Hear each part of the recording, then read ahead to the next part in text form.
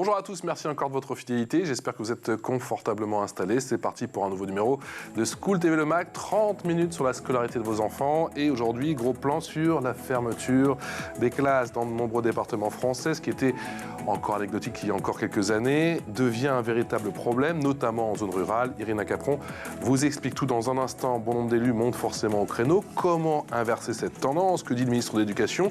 Que dit la Première ministre? Faut-il revoir le système de la carte scolaire? La réponse, là aussi, dans quelques minutes. Et puis l'inquiétude, on l'aura compris, est palpable. Et certains pensent qu'après des classes, ce sont carrément des établissements qui vont fermer à leur tour. L'école rurale est-elle, oui ou non, en danger? On en parle tout de suite avec Charlie Varin. Bonjour, depuis Skype. Merci d'avoir accepté notre invitation. Bonjour, merci. Vous êtes, bonjour, président de l'Association des maires de la Manche, maire de Percy en Normandie et également président de Villedieu Intercom. Toujours via Skype avec Anaïs Lacombe. Bonjour.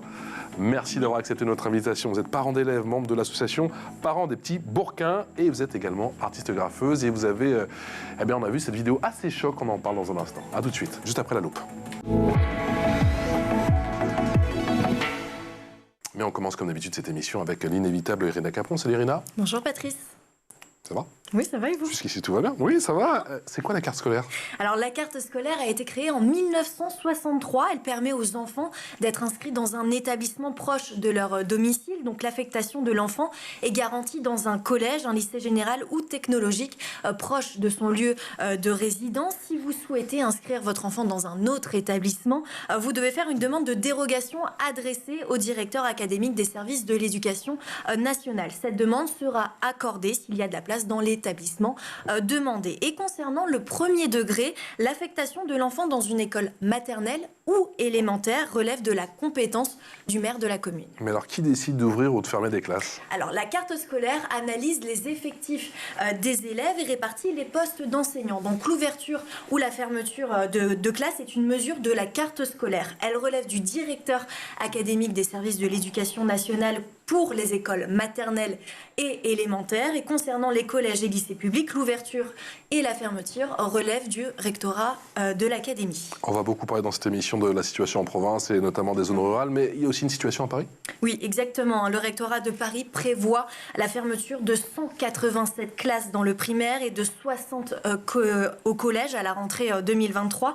Selon le rectorat, ces fermetures sont dues à la baisse du nombre d'élèves. Donc le nombre d'élèves dans l'académie parisienne à la rentrée 2022 a baissé. On dénombre 4093 élèves en moins en septembre. Il faut savoir qu'en septembre 2022, une cinquantaine de classes avaient déjà fermé à Paris. Donc sur les 10 dernières années, le nombre d'élèves a baissé de 20%, soit 27 500 élèves en moins dans l'académie parisienne. Et les lycées ne sont pas épargnés non plus. Le rectorat a annoncé en automne 2022 la fermeture de 7 lycées parisiens, dont 6 dédiés à l'enseignement professionnel. Irina, clairement, il y a un sujet, l'inquiétude est palpable. Que dit le ministre de l'Éducation? Oui, face à l'inquiétude et surtout à la colère des parents, Pap Ndiaye, le ministre de l'Éducation nationale et de la jeunesse, a voulu les rassurer. Écoutez, c'était au micro de France Culture.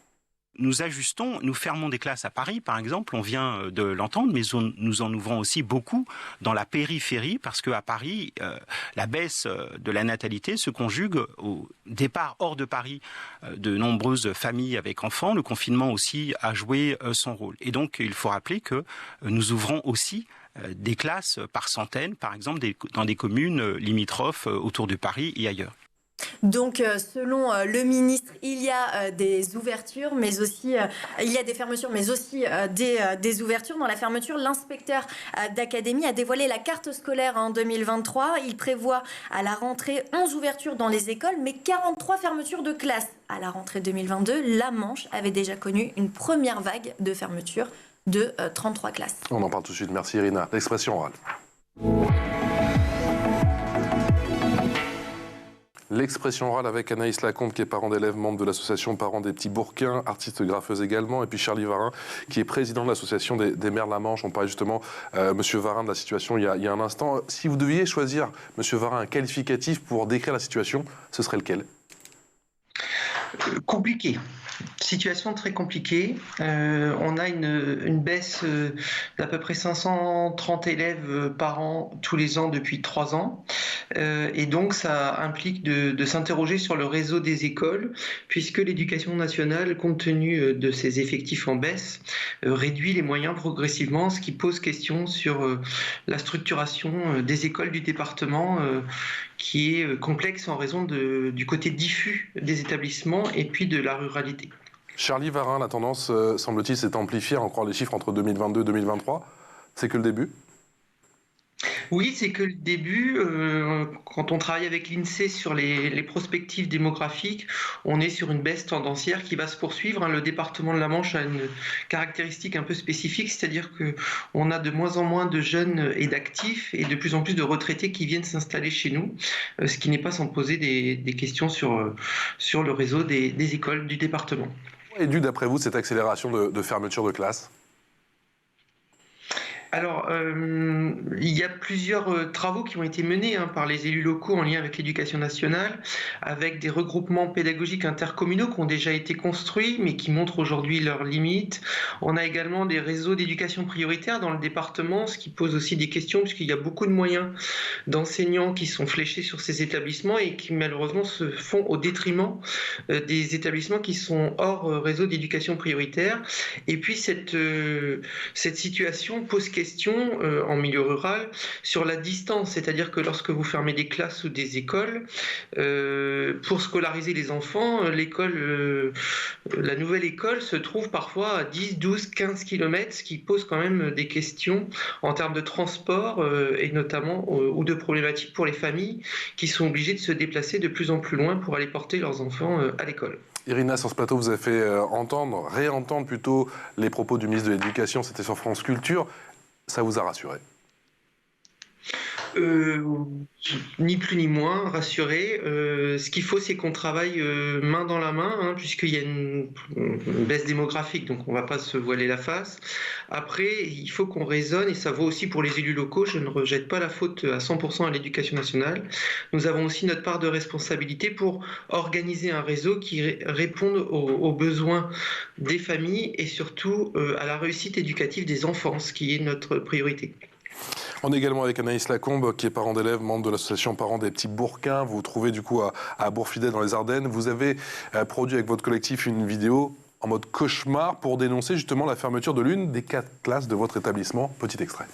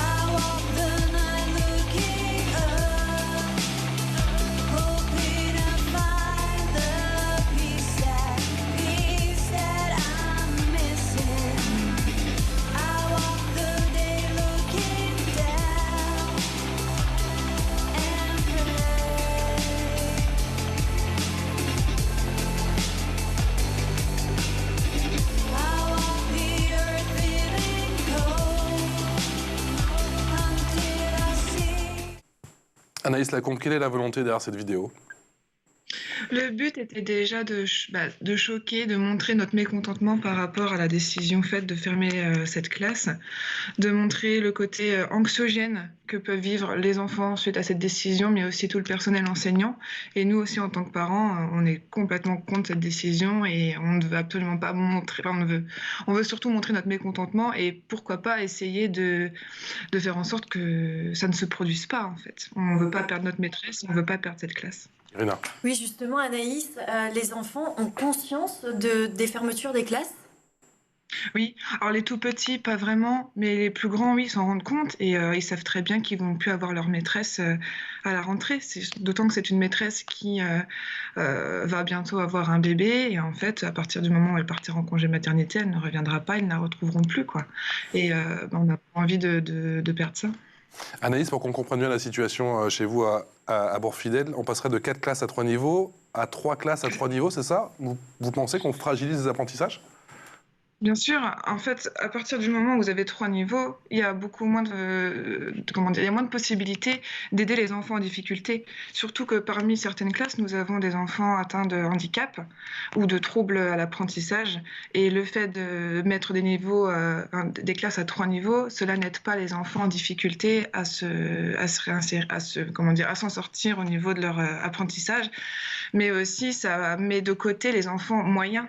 Donc là, pour l'instant, on a des enfants qui s'entraident, qui s'entendent bien, qui sont très inclusifs. Et le fait de mettre 3 niveaux, ça va les perturber et ça va donner une surcharge de travail aussi aux enseignantes. Quels sont les retours que vous avez eus après la diffusion de cette vidéo? Est-ce que certains parents vous ont dit que vous êtes allé un peu trop loin ou au contraire, vous avez reçu des signes d'encouragement?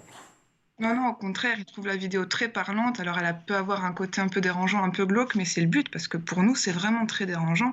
Et c'est vraiment la vision qu'on a de cette fermeture de classe. Donc, on n'a que des retours positifs suite à cette diffusion de vidéo.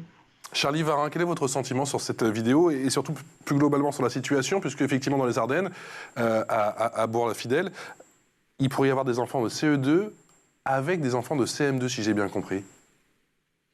Oui, alors c'est une situation qu'on pourrait transposer dans le département de la Manche, même si nous n'avons pas eu de parents d'élèves qui ont eu la créativité d'Anaïs, mais ça pose une question vraiment globale, c'est-à-dire quelle école nous voulons, notamment en milieu rural où les problématiques ne sont pas les mêmes. Je vais vous donner un exemple concret.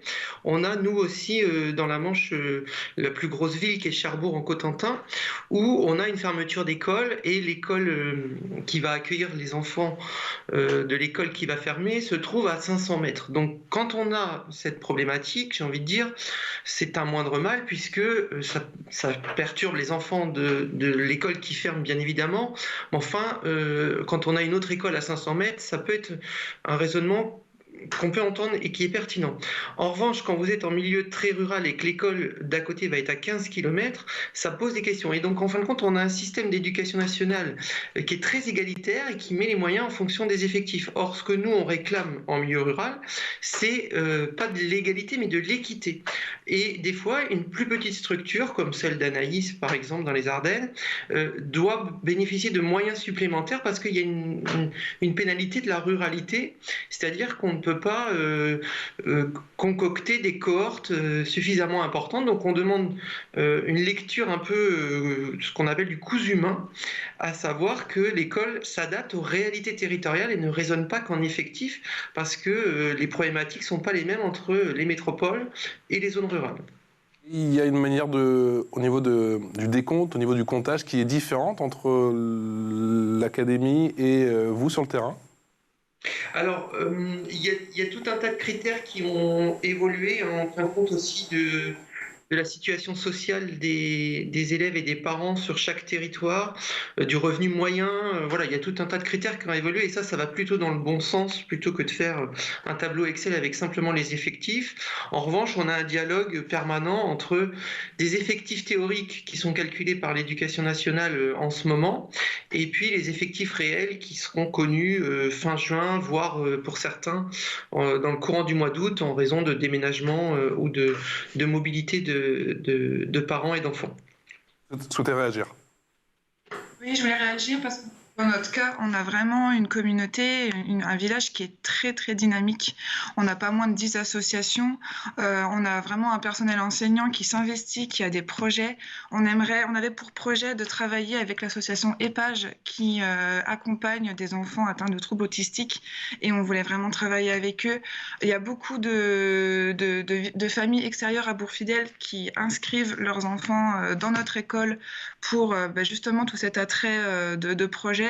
On a des familles d'accueil, on a vraiment la différence, par exemple, en ce moment, nous avons, ce que je ne me trompe pas, on a 68 élèves en cours, donc pour cette année. L'année prochaine, il n'y en aura que 7 de moins, mais on a eu 8 naissances en 2020.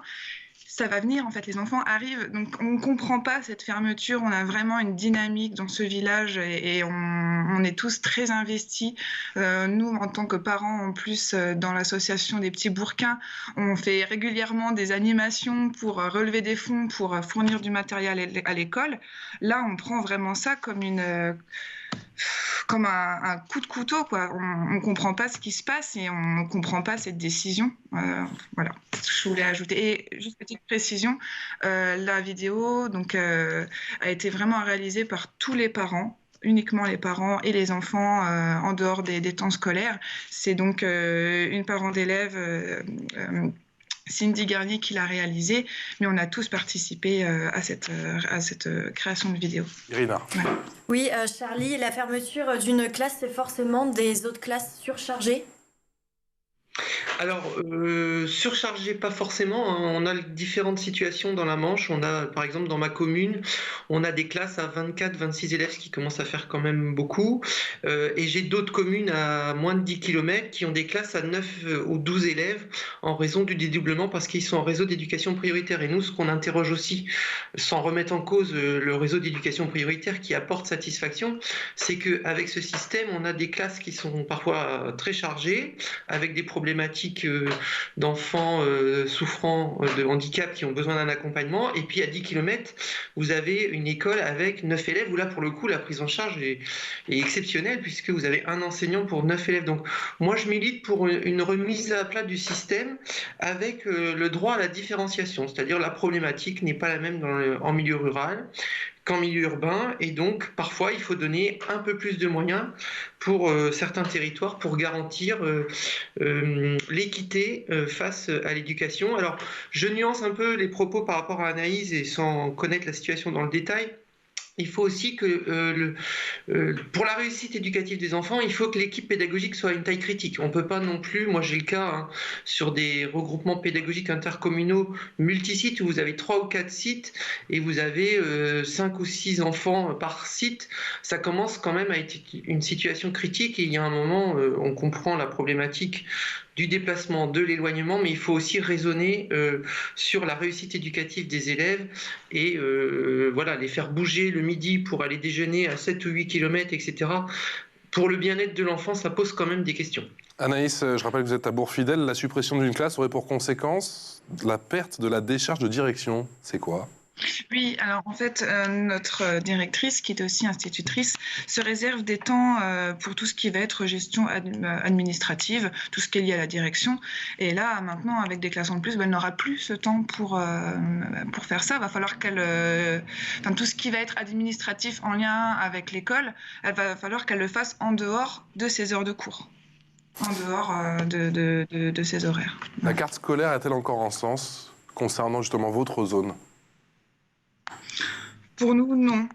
Comme je vous disais, on a des familles, par exemple, dans les Ardennes, il y a plusieurs écoles qui sont concernées par les fermetures de classes, mais on a environ, je ne sais plus combien de familles, on a 7 élèves à l'heure actuelle qui viennent de familles extérieures par rapport à l'attrait de notre école. On a des logements sociaux qui sont libres et qui peuvent... être habité. Non, on comprend pas pourquoi on est concerné en fait par rapport à cette carte, parce qu'on a vraiment un vrai attrait dans cette école, on a vraiment une vraie dynamique. Donc pour nous c'est pas logique, et je sais qu'il y a d'autres écoles qui sont dans cette situation. On ne comprend pas, pourquoi on privilégie tout ce qui va être budgétaire au bien-être des enfants en fait. Là on les oublie complètement. Avez-vous véritablement une perte en qualité d'enseignement ? Bien sûr. Bien sûr, parce qu'à partir du moment où on est plus nombreux dans une classe, ça permet moins l'aide individuelle. Les enfants qui s'en sortent très bien, à la limite, on va les mettre de côté. Les enfants de niveau moyen, ils vont aussi se sentir délaissés parce que du coup, les institutrices vont privilégier les enfants à difficulté. Donc, en quoi ça va permettre un bon apprentissage de leur côté ? C'est incompréhensible. On préfère avoir des petites classes, même de 12, 13, mais à ce moment-là, qui permettent une vraie aide, un vrai accompagnement individuel, plutôt que des classes surchargées où les enfants vont avoir du mal à trouver leur place et peut-être vont créer un mal-être dans la classe et une anxiété vis-à-vis de l'école. Charlie Varin, je rappelle que vous êtes le président de l'association des maires de la Manche.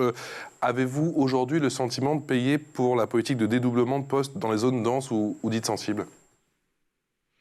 Oui, clairement, hein, c'est ce que je vous expliquais, mais on a aussi des zones réseau d'éducation prioritaire dans le département de la Manche, donc on en bénéficie, mais ça aboutit chez nous à faire presque une école à 2 vitesses avec des secteurs où il y a des dédoublements avec des classes à 9 ou 12 élèves et d'autres secteurs où on se retrouve à 24, 26, voire même 28 élèves par classe, avec des difficultés sociales qui sont à peu près les mêmes que chez nos voisins. Ensuite, sur le cas qu'expliquait Anaïs, on voit bien le côté un peu absurde du système en silo, c'est-à-dire on ferme une classe et en plus on va enlever du temps de direction. Or, il faudrait peut-être justement, puisque moi je connais bien le sujet avec le directeur de mon école qui est quasiment à temps plein sur un poste de décharge de direction, au contraire, quand il y a une classe en moins, il y a nécessité d'un suivi peut-être plus poussé avec certaines familles pour les accompagner vers des professionnels de santé quand l'enfant a des difficultés, etc. Or là, on a la double peine, on a une fermeture de classe et en plus, on enlève du temps de direction, ce qui fait qu'en plus, comme l'a dit justement Anaïs, ça retombe sur les enseignants qui bien souvent ne laissent pas les enfants sans solution et les parents sans réponse à leurs questions et font ça sur du temps personnel. Voilà, ça pose aussi question sur l'éducation nationale en tant qu'employeur. Anaïs Lacombe, comment on peut renouer le dialogue aujourd'hui avec l'éducation nationale et surtout à votre niveau, est-ce que vous avez, au-delà de la vidéo, écrit des lettres, fait appel au préfet ? Alors, on a envoyé différentes lettres effectivement aux élus. Nous avons contacté aussi les médias. En fait, on se demande si on va vraiment être entendu. On a conscience que notre vidéo peut déranger le système éducatif, mais voilà, à part en gueulant, en pleurant peut-être, je ne sais pas. Je pense qu'on n'est pas entendu de toute façon. Et les maîtresses non plus ne peuvent pas réagir. Elles sont forcément fonctionnaires de l'État, donc elles ne peuvent pas réagir ni montrer, elles, leur mécontentement par rapport à tout ça. Et rien que ça, pour moi, c'est un manque de respect total vis-à-vis des enseignants, des parents et des enfants. Enfin, il n'y a pas de dialogue, il n'y a pas d'entente.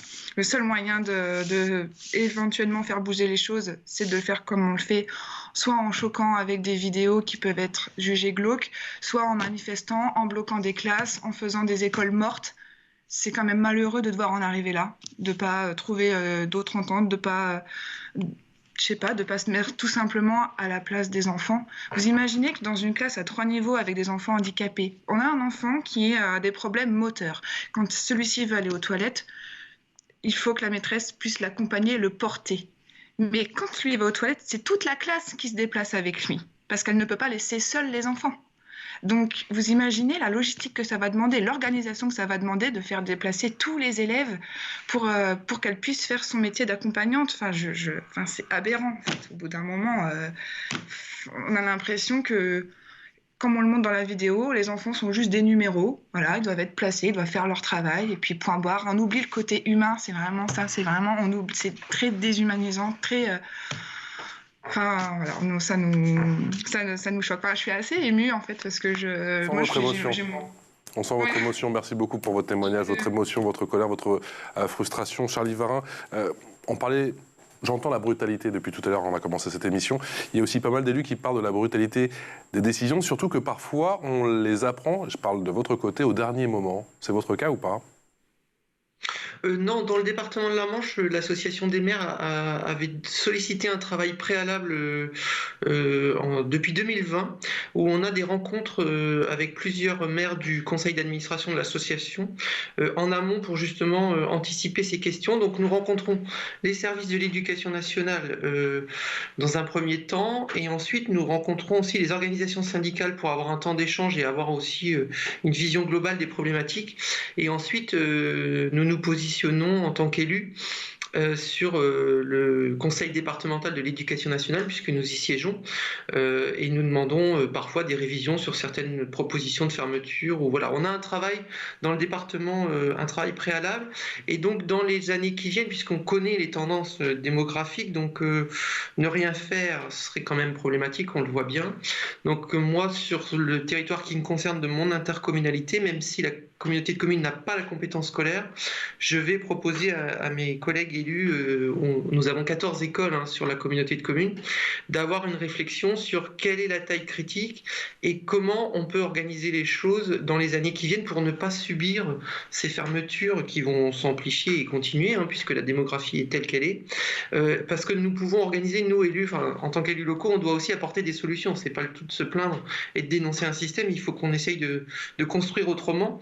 Et donc l'idée, c'est d'avoir une réflexion avec les élus pour savoir quelle est la taille de l'école idéale en territoire rural. Et puis d'organiser les choses aussi avec le périscolaire et l'extrascolaire.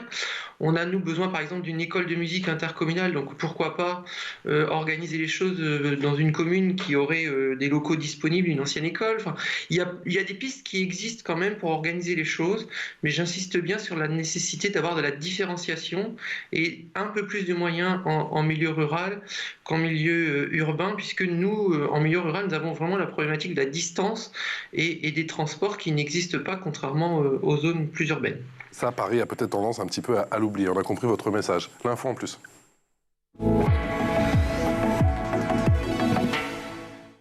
Irina, l'info en plus, direction la Saône-et-Loire. Cette fois-ci, les parents d'élèves en colère, une fois encore, contre la fermeture des classes, ont choisi un mode de protestation assez insolite. Effectivement, pour empêcher la fermeture annoncée d'une des 4 classes de l'école du village, les parents d'élèves d'Auxy, donc dans la Saône-et-Loire, ont décidé de mettre en vente la salle de classe sur un célèbre site d'annonce. Donc sur l'annonce publiée le 26 février dernier, on peut lire « À vendre salle de classe ». Ça commence par bon et ça se termine par ouin.